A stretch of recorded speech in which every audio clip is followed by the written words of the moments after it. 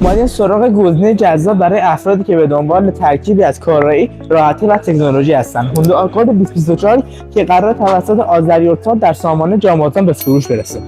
طراحی این خودرو به صورت فستبک هستش با خطوط موازی، سیستم تعلیق در قسمت جلو مک‌فرسون و در قسمت عقب مولتیلینک هستش با رینگ‌های 18 اینچی.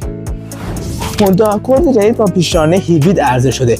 موتور برقی با مشخصات 182 اسب بخار و 335 نیوتنمتر گشت‌آور در کنار یک موتور بنزینی 2000 سی سی 4 سیلندر تنفس سریع با مشخصات 141 اسب بخار قدرت و 181 نیوتنمتر گشت‌آور که این انتقال قدرت بر عهده یک گیربکس CVT هستش که به چرخ‌های جلو منتقل می‌کنه که شتابی حدود 6.5 ثانیه و مصرف سوختی 4 لیتر به ازای 700 کیلومتر.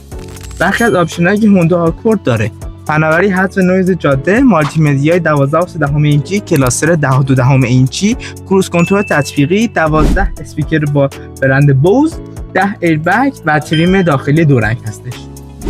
در هوندا آکورد ما چیزی به نام دوربین 360 درجه نداریم. به جاش هوندا در آینه بغل سمت شاگرد دوربین تبدیل کرده که با زدن دکمه‌اش بر روی دست راهنما تصویر سمت راست خودرو بر روی مالتی مدیای خودرو نمایش داده میشه.